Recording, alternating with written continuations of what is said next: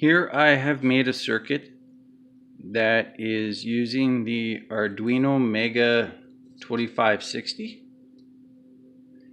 This particular circuit has 4 LED bulbs, red, yellow, green, and blue, each with a 330 ohm resistor to lower the voltage to the bulbs to within a range that they can safely handle.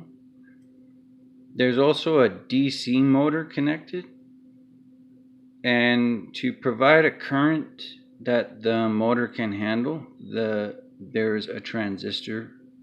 You can see it right there. And to prevent any electrical flyback into the circuit from when the DC motor stops spinning, there's a diode. Now, I learned that diodes have in them different types. A diode can consist of two different types of material. It's a P type and an N type. And both of them function differently in how they will allow electrical current to go through. And when you join them together, you make a PN junction. And at that junction, when there's electricity that goes in through, I believe what they call reverse flow, at that junction, there's going to be, for a better word, something they call a depletion layer, in which electrons can't jump across, provided that the voltage is not too high. And therefore it prevents electricity from flowing back from the motor, which spins because of electricity but can also act as a generator when the power is cut off. It prevents any generated electricity going back into the circuit. And then there's a servo motor. I use a website called robotshop.com/ca. They have a warehouse in Canada. And one of the things I would like to learn to do is to build my own motion control for camera tripods.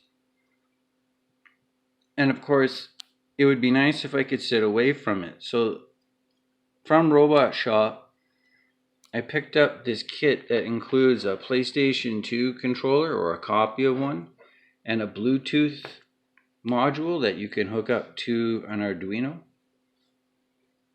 The company that makes it is called LynxMotion, and I believe LynxMotion is now owned by robotshop.com. What this does is, when you load the appropriate library into your sketch, it'll have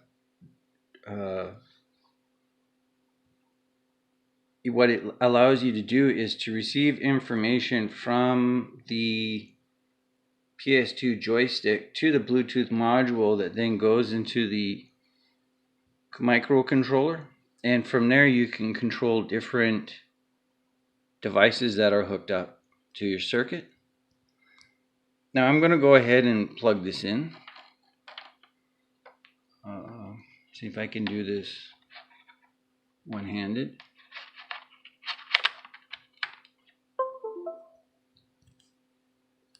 Now with this particular setup with the joystick, I'll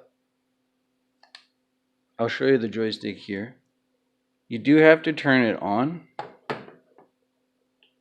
Oh, and you can see the green light flashing on the Bluetooth module, saying that it is working.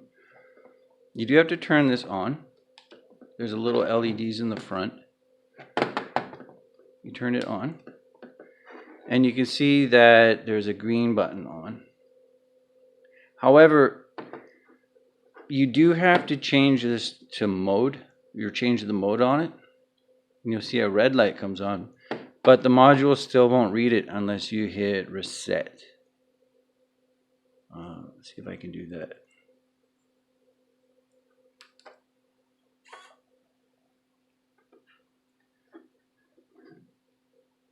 And now just to test to see if it's working, we're going to hit some buttons on here.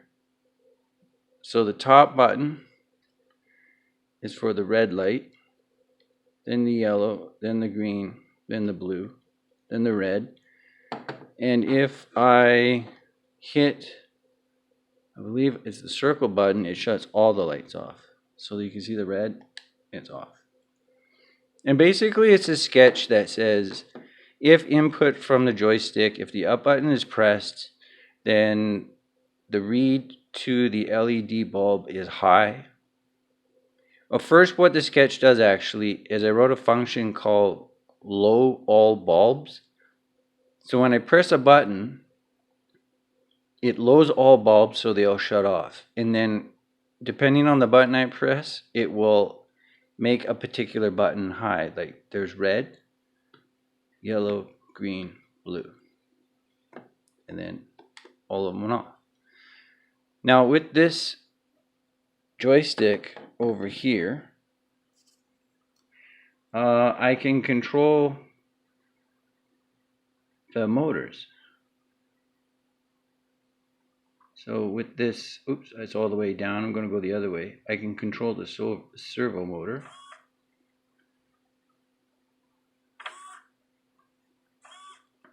I want to just move it a little bit. And then over here I can also control, let's see if I can get this closer, the DC motor as well.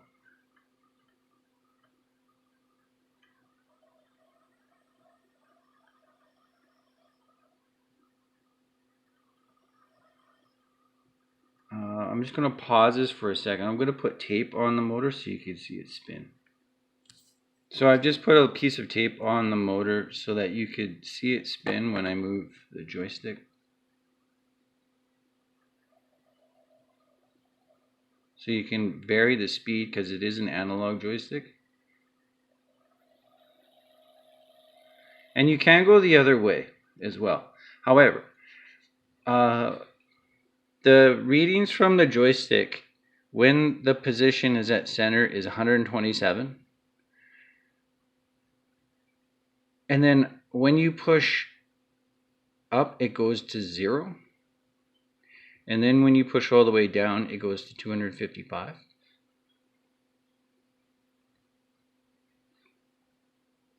I'm sorry, I think I have that wrong. The gist of it is I'll show you. I have to work a little bit on the algorithm that I have for controlling the motor, because when I go forward, I can control the speed. However, my math is a little mixed up. So when I go the other way, the motor pretty much just goes right away to 255.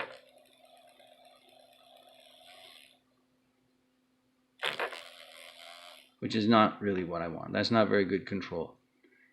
The other way is okay, but anyways, I just wanted to demonstrate how you can control different things remotely with a joystick, and you can use this on different applications if you need to, or you could even build your own little remote control car.